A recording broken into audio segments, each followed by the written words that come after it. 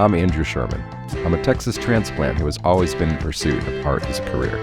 I've played in bands, pursued an acting career in Hollywood, but I found it behind the lens of a camera here in Dallas, Texas. I was born in New York, I've lived in Chicago, Los Angeles, Austin, but I love Dallas. There's a magical artistic scene in Dallas that mostly goes unnoticed to the outside world. This podcast is focused on what makes it so special and the people who make it thrive artistically. If you don't live here, and even if you do, you might not have heard of them. This is the Dallas Famous Podcast. So who you gonna be? Who you gonna be when you're all grown? This week on the Dallas Famous Podcast, it's Joel Salazar. Joel, aka DJ Leo J, is a longtime DJ and staple in the Dallas music scene. With over 25 years behind the decks, Joel has been involved in everything from DJing at clubs and community events to running production companies and fostering local talent through initiatives like Cipher Dallas and Battlegrounds. He's a master of turntablism, a passionate educator, and a community builder, constantly working to create accessible spaces for music and dance. Joel's a great guy, and this is a great talk. Here it is. The Dallas Famous Podcast is supported by the Mullen & Mullen Music Project. The Music Project was created by Mullen & Mullen Injury Law Firm to champion the independent music scene in North Texas. Welcome back to the Dallas Famous Podcast at the Deep Elm Community Center. I'm sitting here with Joel Salazar, Leo J, DJ Leo J. That's what I go by primarily now. Okay, yeah. And you were telling me how you came up with that. Oh, yeah. I was a teenager, and I was trying to differentiate myself, so I was like, what can I do that's different than everybody? Backwards. So that's my name, Joel, backwards, yeah. Nice. Mm-hmm. I don't know why I didn't figure that out. I remember I shot you at Echo Lounge opening for somebody. Raekwon, that's right. Mm-hmm. And I was like, oh, cool, Leo J. And then I was like, oh, I know you. I didn't know that. Yeah. You hired me I'm actually wearing the last 10-year anniversary. Yeah, the big jam. Yeah, that was fantastic. I had a blast. Thank you for doing that. Yeah, bummed that place closed, though. Man, we were rocking on the patio for a long time, and that's actually like the breeding ground for where Brand New Funk, kind of came together, because Menace is my guy. Like, that's my dude. Like, I met Menace early when he first moved to Dallas, and he was on the radio at 97.9, and he hit me up on Twitter, and he was like, I swear I'm not just what the radio, what you hear. He's like, I'm ahead. And I was like, okay. He sent me some music, and I was bugging out. I was like, yo, this dude can rap and he can DJ? Yeah. Like, what's up?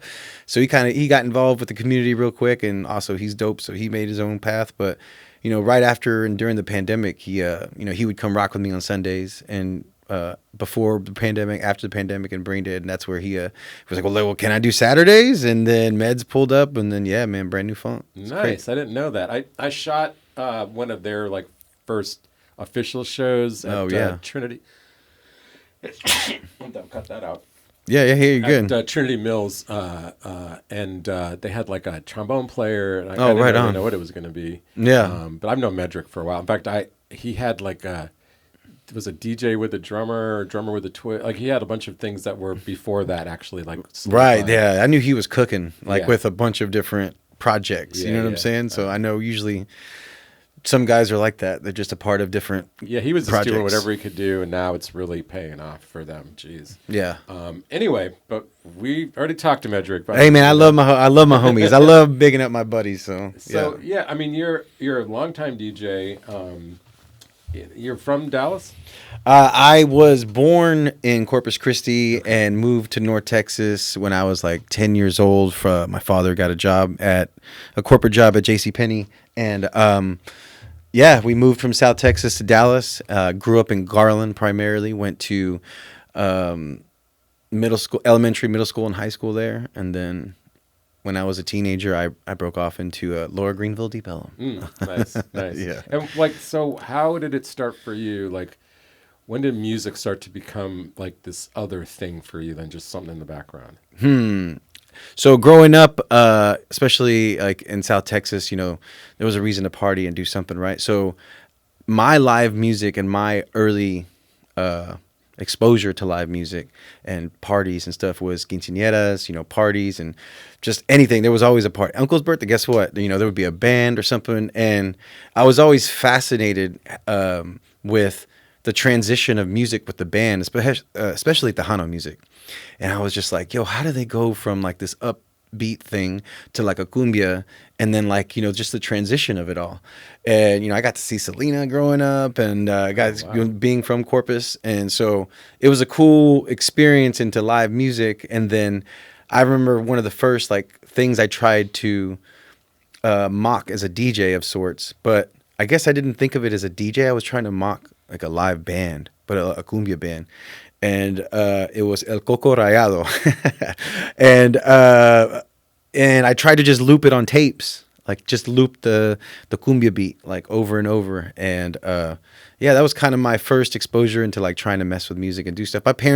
My dad grew up like a big classic rock, you know, basically rock and roll music type stuff, soft rock, alternative rock, indie rock. And my mom was real big into disco, funk, soul, 80s, and pop music. And then, you know, I grew up, when I was born, MTV was created. Mm-hmm. And so I grew up with MTV. So I got exposed into that generation of music as well. Plus, being from South Texas, Tejano music, it was like Latin, you know, Spanish. So I had a good mixture by the time I got up here. And it was different. Living in a neighborhood where there wasn't as many brown people as me. And so I got into a lot of other music. Alternative music in the 90s was really still means a lot to me, you know, any type of alt music. And then early dance music, you know, the Prodigy and all that good stuff, listening to Merritt and them on Edge Club, you know what I'm saying? Like that was a big deal for me, 94.5. So like that growing up was getting exposed, and it got me into dance music. And it's kind of my introduction into Dallas music and culture and getting out. Cool.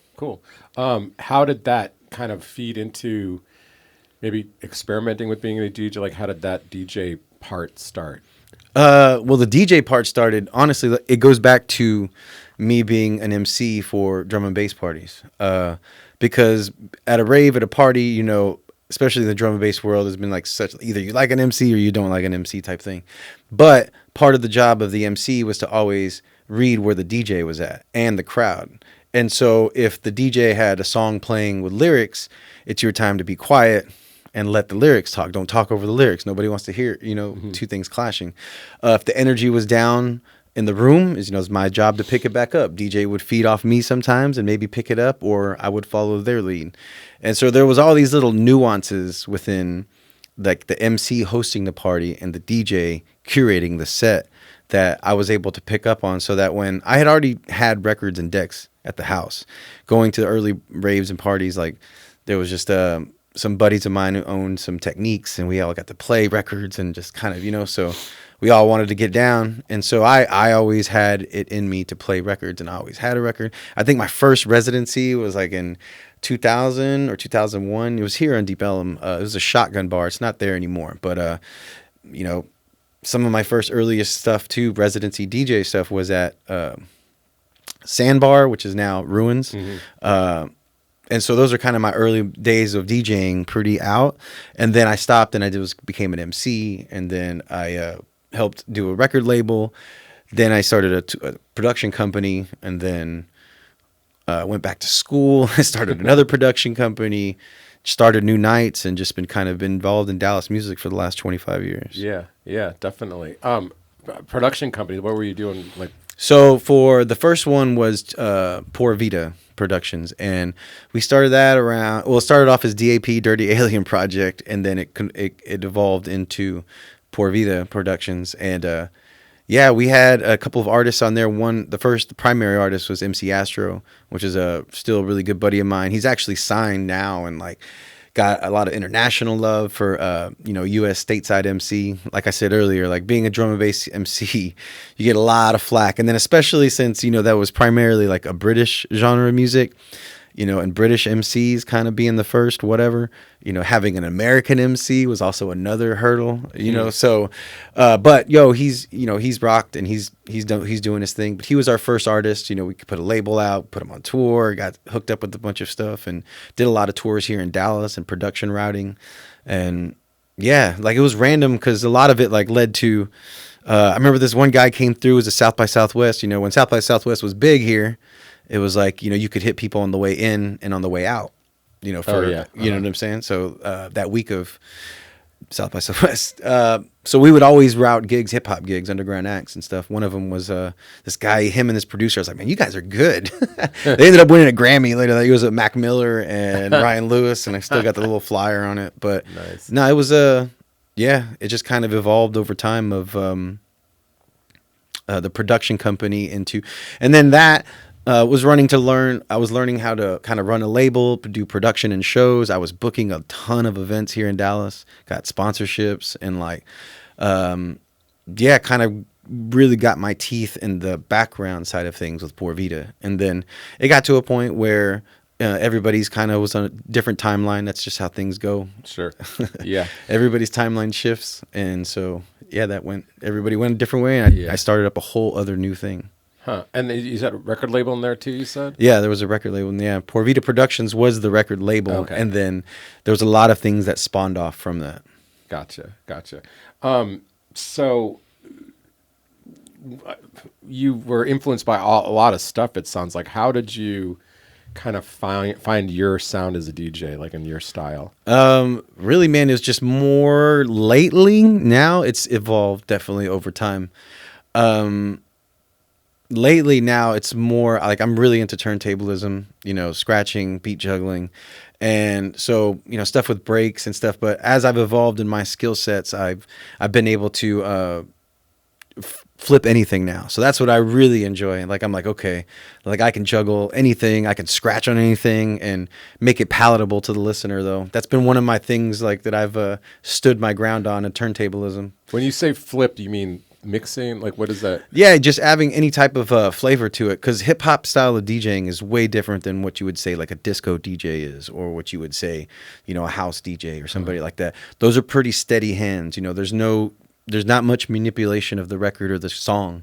You let it go and you let it go. With hip hop, you might hear a little doom da da. Like there might be a little juggle or a little scratching or a little doom doom doom doom. There might be there's different. It's a different elemental style of DJing.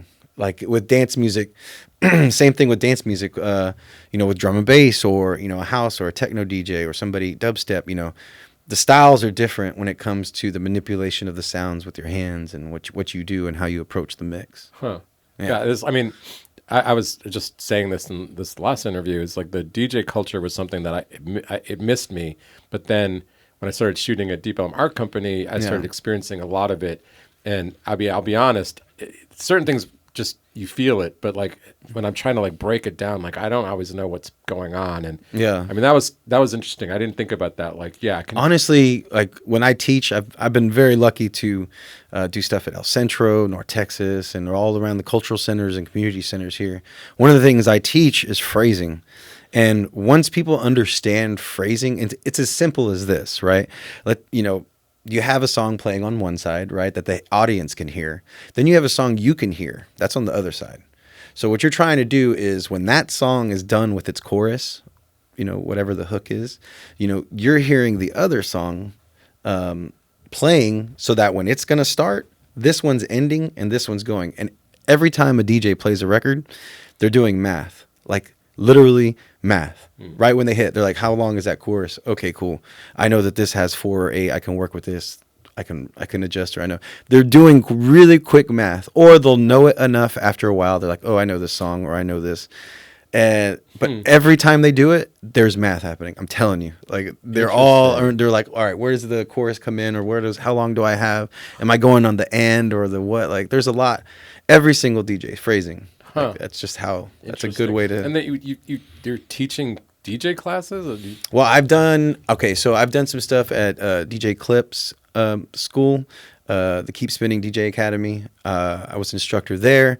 I've taught group camps as well. Stuff like recently I did one. I think it's Aurora, Dallas. Don't kill me. But we did something at the South Dallas Cultural Center. We're going to be doing something again in Pleasant Grove, and then for different schools like Eastfield College, or it's not Eastfield now. It's I forgot the name of the system. Changed? Oh, I didn't know they changed. Yeah, it's like I forgot the name of the Dallas College system. It's not like Dallas College, and then like there's something I can't remember. Oh, okay. Yeah, but yeah, at different places, and then just different one-on-ones and stuff, and then yeah, a lot of school stuff. Is that so? I mean, like with musicians, like when you're teaching an instrument, sometimes there's a certain point and it's just like, well, you're just not a musician. Is that something the same with DJ? Like, can you teach somebody that starts out like in total green and? Well, what I try to do is, like I usually have an hour to 2 hours with them, right? And so I'm like, yo, the goal for today and when you leave here is that you know the functionality of the mixer or the controller that you're using, because no matter where you go in the world, no matter what piece of equipment, I tell them, I'm like, don't let these big buttons and everything confuse you. It's up, down, left, right. Like, that's it. Left side, right side, this one turns up or this one turns down. That's it. Like, if you can just get that, you can be good. Right. Just to start off. Don't overthink it at first. You know, the other stuff, whatever.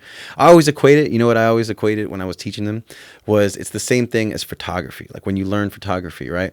Because when you were shooting on film, you're limited to the 24, 36 or whatever you have, right? Mm-hmm. So you have to understand every element that's happening within your camera as well as the lighting and, you know, time of day, whatever, how's the weather feeling? Like there's a lot of different elements. So you're zoned in on your shot and that you're taking.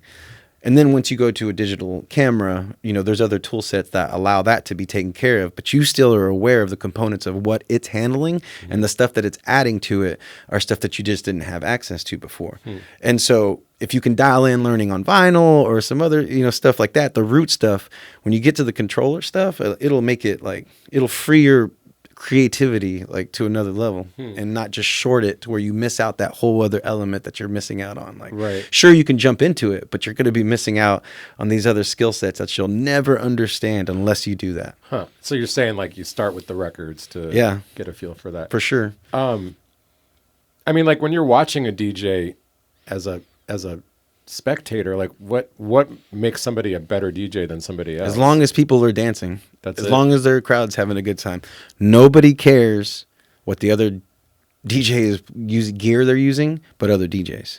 The crowd doesn't care how they're being delivered a good time necessarily, unless if that DJ knows how to control where they're at, because every single scenario is going to be different, right? Sure. I might go somewhere and I think, oh, well, you know, this is how I would approach it. And I think it would work. Well, that DJ, if he's there and it's working, and maybe it's not my style or something I like, I'm like, they're dancing, they're having a good time, job done. Yeah, like, what do you want? What else more? Don't overthink it. Like, we're supposed to be having fun. Like, you know what I mean? Yeah. That's why I look at photography. I'm like, if you do it right, you made somebody happy. So that's how you tell. Like, it's nothing more than that. And also, you've been doing Battlegrounds dance. Oh yeah, competition. That's been my latest venture that I've been really, really excited about. Just because it's a youthful group. You know, I'm a little older, and as a DJ too, as a community, I was like, wait a minute, you guys want to dance to everything? Like, y'all like dance music and like dance. I can play whatever, like, and y'all dance because like you enjoy dance as much as I do, or music as much as I do. Their interpretation's different. You know, I like to, you know, interpret it through my own, my ideas and hands of, you know, selections. Theirs is through movement. And I love it. Like, and it's been awesome because they're all very passionate. They're all very committed to it. And, yeah. Well, I mean, tell me more about it. Like, how did it start? Like, what's the deal with it exactly? All right. It started 2018. It's a street dance night. We started it in 2018. So there was an event I was doing in like 2010 to 2012. It was called Elements of Hip Hop, and we would have, you know, breaking battles, graffiti battles, DJ battles, MC battles. I did MC battles for like 8 years here, producer beat battles for a long time. Like, I did all kinds of different stuff, but then I also would every now and then dabble in dance battles, breaking stuff. But in 2018, I got the opportunity at a IBK right there at Commerce or at Crowdis. Got the opportunity to do a monthly there on Thursdays. And so I was like, okay, every Thursday, I'm going to do something different. And one of them was a night market. One of them was a MC battle. One of them was my Fresh 45s, the vinyl night. And then the other one was the dance night. And the dance night was cool because I had met the street dance community. And I had only really known the B-boys and the B-girls. I didn't know the street dance community, the other side of the pop-in, lock-in, break-in, crump. You know what I'm saying? Like all that, the house, all that. I knew the music and I had everything, but I didn't meet the community. And so being able to latch on, seeing that they needed a platform, and identifying younger people back then, 8 years ago, who I was like, yo, these people are leaders. Like they, people listen to them. You can identify, after a while, you're able to identify markers and qualities of people, and actions speak louder. You know what I'm saying? Like if they move right and they're not being weird for a long period of time, then you're like, okay, what's up? Like I'm going to try and find other platforms or things that I can do to put you on, to put you, get you paid, get you some responsibility, and, just create an ecosystem that pass it down type thing. That's where Cipher Dallas came from. And yeah, it's just, Cipher Dallas was excellent. It was a year-long program that we did with the city of Dallas, the Office of Arts and Culture. And, so we had one event every month at all the cultural centers. They took a rotating thing, and it accumulated to a big festival at the Latino Cultural Center. And man, the turnout, we sold out all of our events. Like the day of, it was crazy. And that thing has been on a heater, man. We just did a residency with Meow Wolf back in December. Oh, cool. Yeah, we just did the 2 years with City of Garland. We have the thing with City of Mansfield coming up. We've done stuff with the Mavs, the Stars, Deep Ellum Foundation. We did a couple times. Like it's just been a nice, and the private side of things, because that's the other thing we've been trying to build out is like, because we figured out how to kind of find support from city and grants and stuff, but unfortunately, I quickly realized like I can't depend on any of that because of the temperature of whatever we're living in. Right. If things start cutting up short, if things like, I need to understand how to really work the business side of these guys and like make sure that we can make it a for-profit business. And yes, it's great to do and make access and equitable programming. That is always going to be the plan, but we also have to be able to depend on making income for people and try and like generating that to have people still engaged, within our community.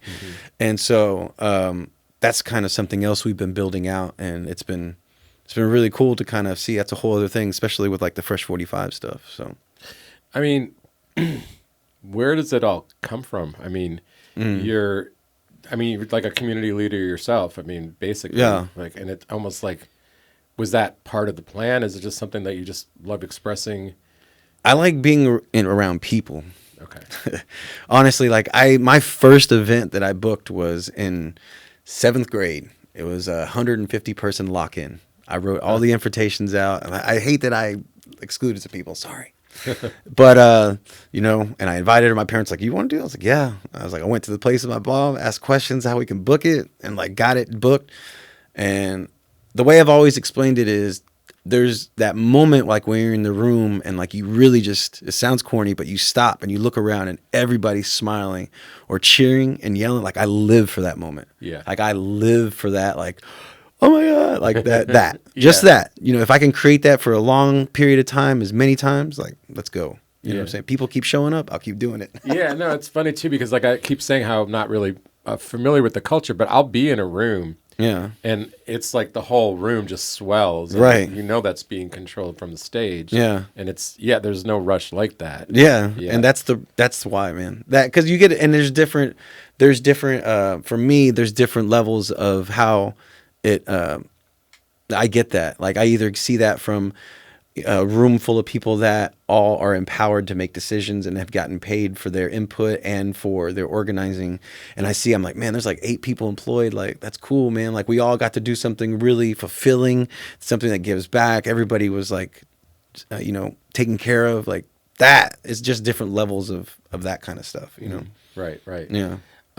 Let's go back a little bit more into the actual DJing stuff. I mean, like, how do you decide, like, are you at a place where you're just going to events that you're in charge of so you can do what you want, or are you still taking gigs where they want a certain style, or like you've been doing it so long, or people like, I want this version of you? Like, how does that go? So, I mean, I know that there's different, I know every DJ has their own, excuse me, I want to, not timeline, but like wave of where they are and what they want to do. Some guys like, I only take gigs that I can do exactly what I want to do. and that's it. Stuff that I really, really enjoy. Some people are like, yeah, I'll take anything, like whatever, and I'll, $100. All right, here we go. I'll do it, whatever. And then there's a level for me. I try and live in the line of culture gigs, stuff where I really get to curate and do stuff that I really want to do and be a part of. And then there's the stuff of like kind of bar, club gigs where I'm like, okay, because I think they all service, to make me a rounded out DJ. And they remind me of the different audiences I can serve. If I only do one thing that I only am like and for myself, then yeah, you can find your audience and cool. That's right. You can build it as big as you want it to be, as it can be. For me, I enjoy the diversity of the different audiences that can be served. And so, working at a bar or club, it's like, okay, now I'm on top of newer music and having a different energy of what this type of atmosphere can provide at a different setting where somebody might not expect it, or they might be requesting it for my private gigs, for weddings. Somebody might say, I really don't want, a wedding DJ that's like, listen, I come from bars and clubs.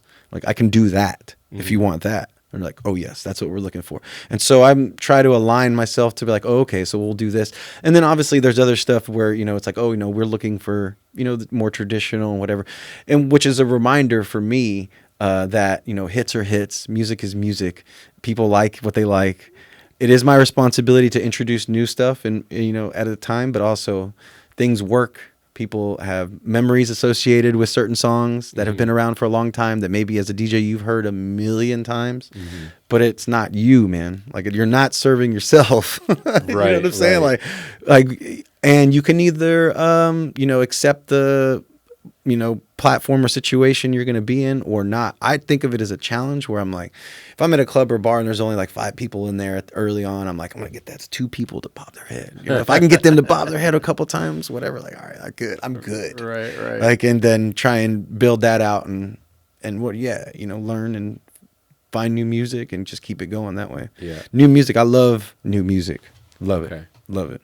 I mean, is there like a particular genre that you prefer, or are you kind of past that, or particular genre right now? I would my affinity for R&B has been growing like stronger and stronger. I don't know, like it's always been there, but I felt like for some reason it's just been like, okay, like that's really, really solid. I still love drum and bass, like to its core. Like there's nothing like a drum and bass show. I've been to plenty of live music events, but for me, like a drum and bass show still, like, it's just nonstop. Like, oh my God, energy, for me. But there's nothing really. It depends on where I'm at and where I'm going, because then I can really get into it. I can really be like, ooh, these are the cuts within a funk night or a soul night, this is a house. Like, ooh, I know some cuts that are whatever. Like, that's where I get to deep dive into something and be in that moment, Yeah. Have you done stuff like Brand New Funk where you have like live people playing with you? I haven't. No, I've had people request. I actually had I've had a number of drummers request, and I was like, no, I can't do that. Like, I can't do that. What's your issue with that? I mean, the homie Menace is doing it. Meds are doing it. Oh, so you just want to keep out of that lane? That's not me. I mean, I could do it, but I also know that both of them, you introduce another partner in the situation, the scheduling can become, so like, it's not that I'm saying I wouldn't want to, it's just that I also know that it's more of a commitment than people might, assume. You're like, to take on another partner into a business and like a thing, a venture together. Yeah, I didn't think about that. You're like, really, you're driving the train by yourself. You don't have to like answer anything else. That's a benefit over a band for sure. Because man, when I used to have bands, that was just scheduling rehearsals was like a nightmare. I mean, they're both talented enough that they can pick up on the fly, but there are things to consider. Now you're working with 2 timelines of priority lists. Absolutely. So. We already touched on it, like how you're kind of like a community leader in these different events, like just by doing an event and including other people, it sort of like brings the community together. what's coming up? Like, what are some things that you haven't accomplished yet that you're looking to make happen? Oh man, in a perfect world, I would have a community center of sorts, somewhere that it really is the third place.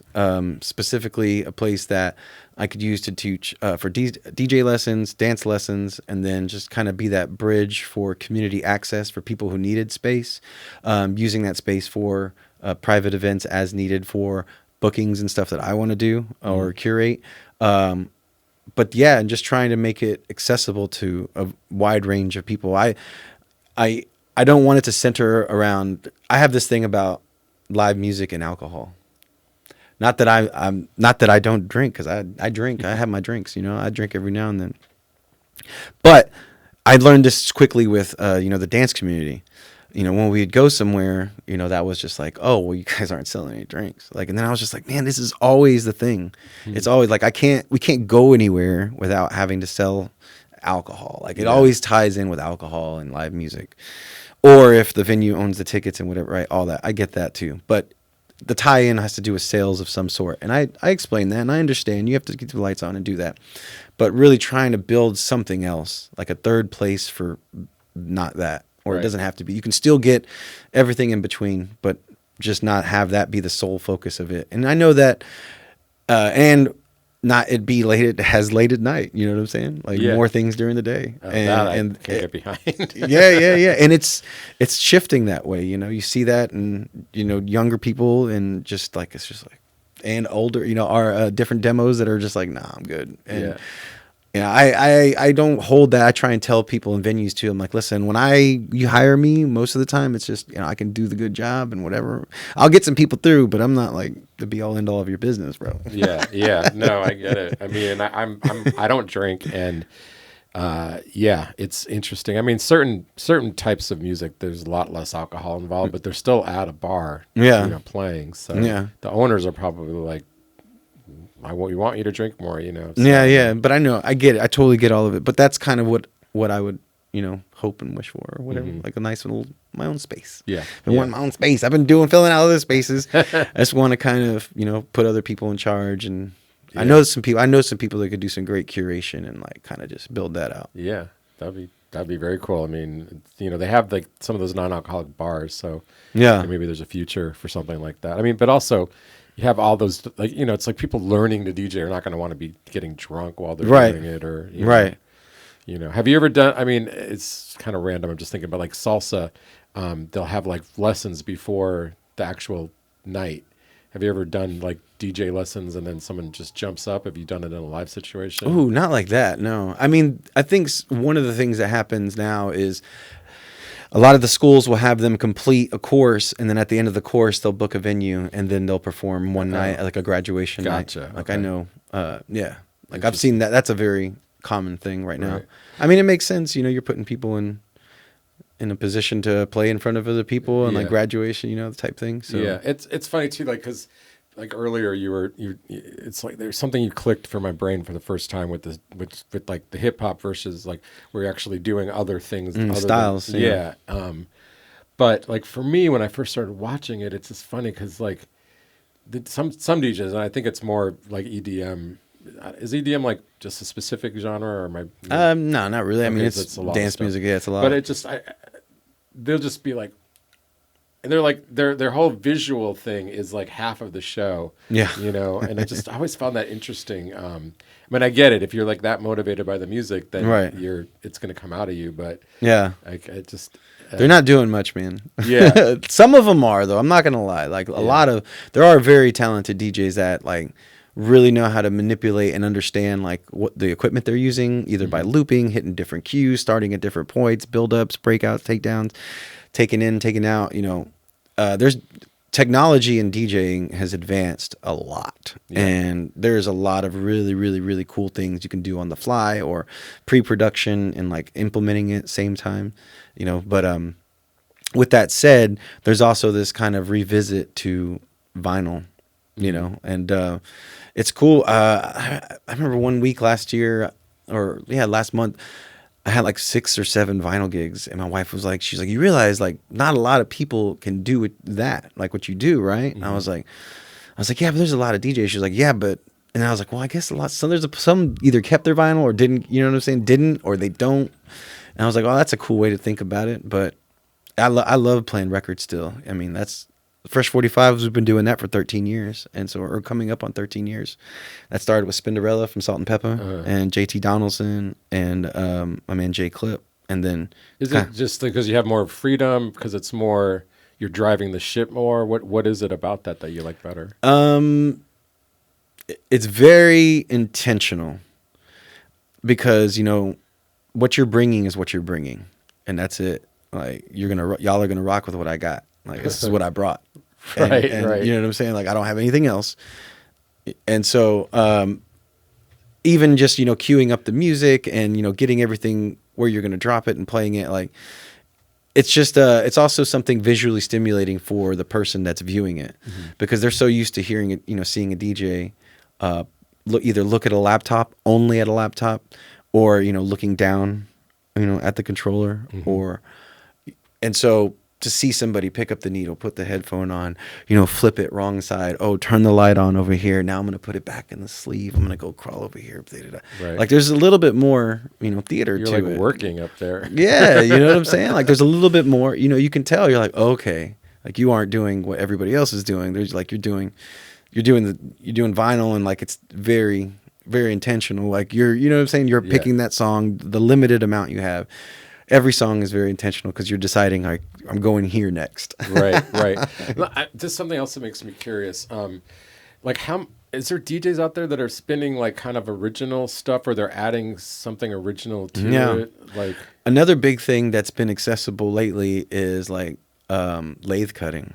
That's been a very newish thing, I guess you could say. The accessibility that, you know, the commoners, the regular people have now, you can buy a machine. It is still very, very, very expensive and quite the investment and quite a learning curve. But people that have it and people that have access to it, there's like the homie DJ A1, he's part of the Cannabinoids, still tours the Erykah Badu, he has since the beginning. But he has a lathe cut, you know, out of LA that he services people all over the United States. There's another guy named Swift Style out of Austin. I don't know. So it's just a different type of material instead of vinyl records. And so the quality is not as good. It's a little bit like there's no low end to it.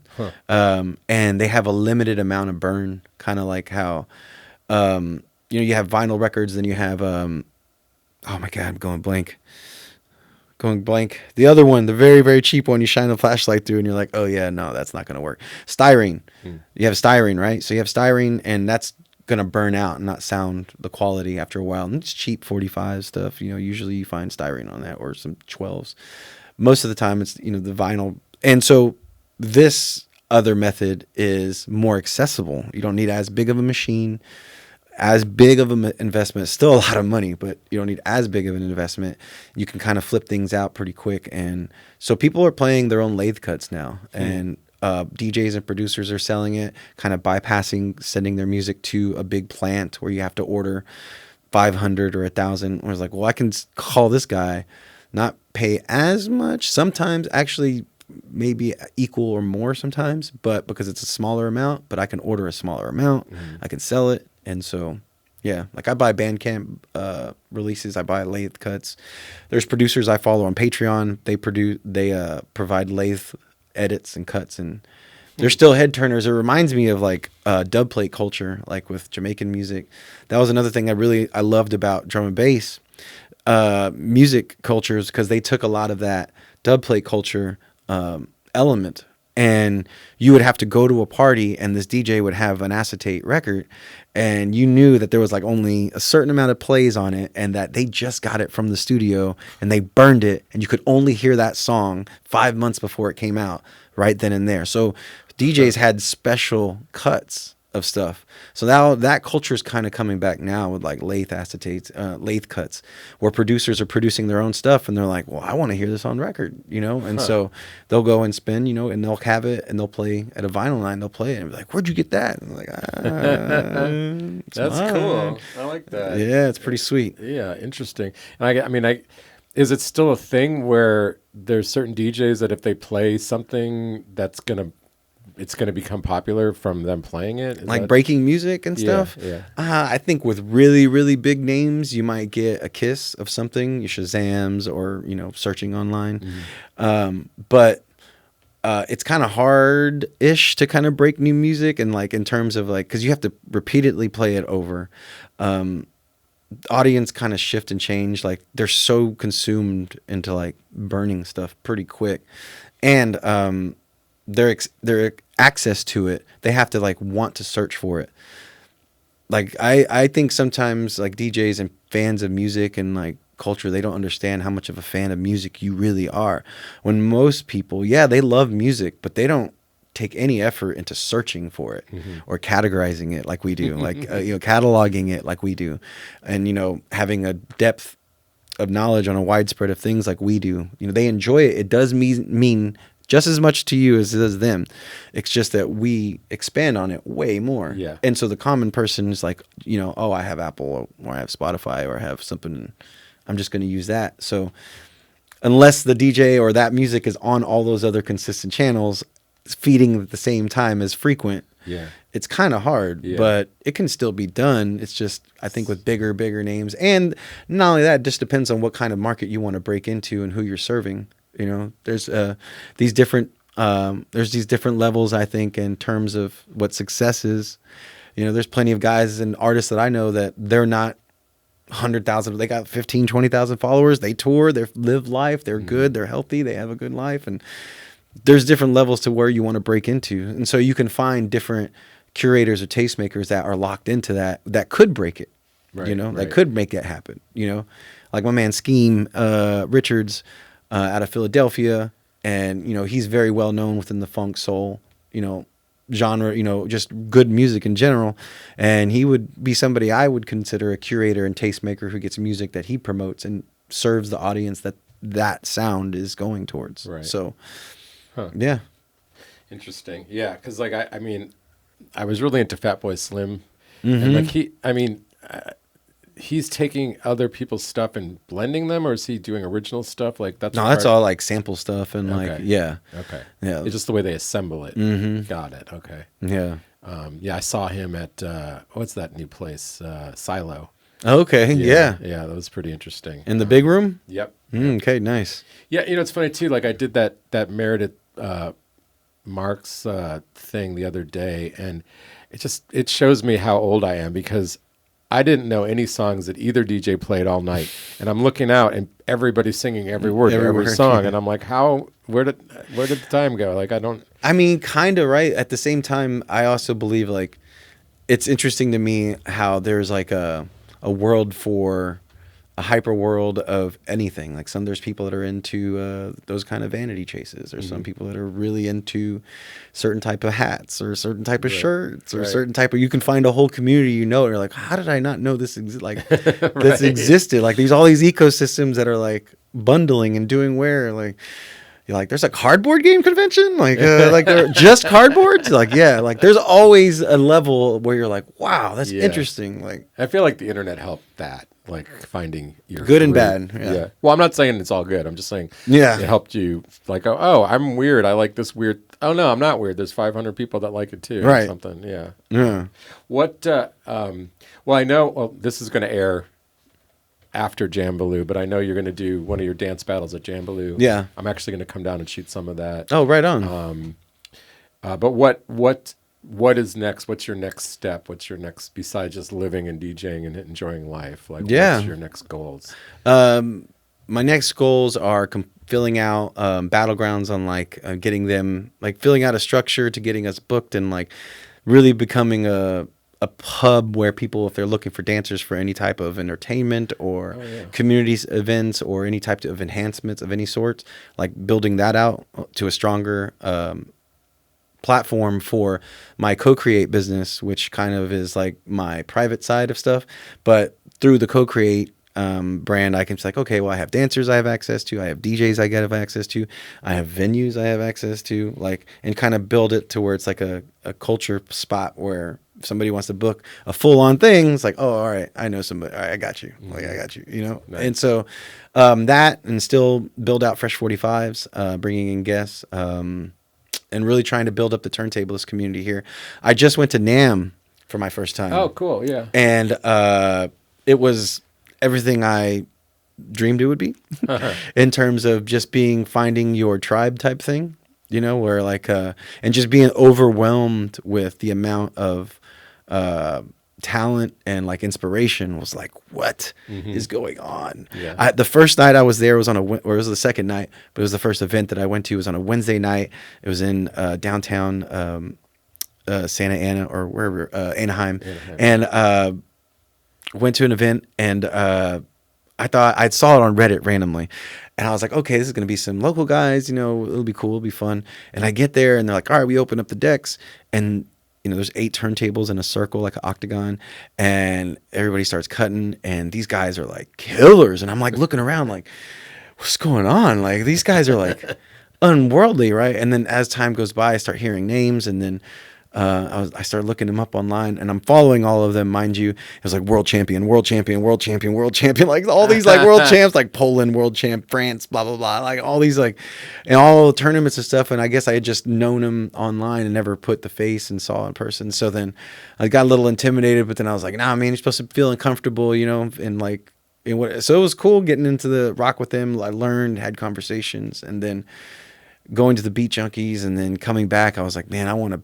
Like, there's nothing like being around people that like the same things you do. You know what I'm saying? It's like, I want to, where are they? So now, like, all right, so building that out, and yeah, man, hopefully getting a spot someday. Who knows? Yeah, nice. Last question. You're not touring out of Dallas too much, are you? No, not really. I mean, no. Have you experienced other cities enough to know what makes the Dallas DJ scene unique? I wouldn't say what I have physically been to. I can't speak to that. But I do know that we do have a mark with producers and talent that are getting out there. Like Mark Cutts. He's a producer here out of Dallas. He has a big name in the DJ community because of his production. Like, he has crazy edits that people all around the world play. He gets ranked as one of the best editors in DJ music, like club music. And so when I say club music, I'm like a wide range of stuff, from like Latin club to urban club to dance music club, like, and then just so his edits are really, really good. He gets noticed. My man DJ Mad, he travels the country doing different DJ conferences and doing showcases, winning battles online and in person. And there's a good set of DJs here and producers that people know outside of here, where they're like, okay, like you guys are rocking, like you guys are holding it down. But that's kind of in that hip hop style of stuff. There's still obviously, I don't know a lot about the younger, like the EDM dance community here, like who's really stepping out like that. Right. Is there like an earmark? Like, can you go, that's a Dallas DJ? Is there something that connects y'all? Ooh. I can't say. No. Okay. Not really. I mean, music, if anything, if somebody came in straight up, doing Dallas swag shit, like, it's like, okay, you're from Dallas. It's like, Right, all right, right. Murder Ben, Johnny, all that. Like, you can do all that, and you'd be like, okay, you're from Dallas. Yeah, like, yeah. right, But there's not like a sound that like connects y'all. Not really. I mean, there's the Dallas, the boogie stuff, the Dallas boogie music. Like, if you implemented that in your set wherever, it'd be like, you're from Dallas. Gotcha. You know what I'm saying? Like, so yeah, I know some of those guys do, and they really rock with it, but it really hits here. So yeah, it's different. Like, just like on the West Coast, they have music and legends that I was hearing at different clubs and spot, and everybody knew the words to, and I was like, what? But it's a different culture. It's a different group of people. It's a different whatever. You know what I'm saying? Like, yeah. Not that it's bad. It's just like, I have no idea. That's so crazy how things can live here. And these are people my age that all knew this was an old school song that was a West Coast classic or wherever. And it was like wild. So yeah, that's cool. That's cool. Is there anything else that you want to say before we wrap it up? No, man. I just want everybody to keep rocking. Yeah, right on. We'll have all links to your stuff, and you're around, so people can come and check out sets. Yeah. And get involved. And I mean, teaching classes still that people can come and find you. Yeah, I'll have to leave it with you, but there is something coming up in May that is it's free, it's open to anybody. They can sign up, and so I think that's a good introduction before we get into somebody committing to be like, hey, you got to pay. You know what I'm saying? Right. So I try and organize those kind of often, so where I can. I'd rather basically. Yeah, I'd rather you than, you know what I'm saying. Like, I don't want to waste. I get it. You want to be sure it's something you really want to do. Before you invest in it. Yeah, both of us. Yeah, right. Gotcha. Hey, Joel, thanks so much for coming. Yeah, appreciate it. Thank you so much. Yeah, right on. I'd like to thank Joel Salazar for being my guest. You can check out all his stuff in the links in the show notes. Thank you to the Deep Ellum Community Center for letting us record here. Theme song Unstoppable by Salim Nirala, and the outro is The Place to Be by Electric Ants. Thanks again to the Mullen Music Project for their support. Like, subscribe, and share the podcast, and we'll see you next week.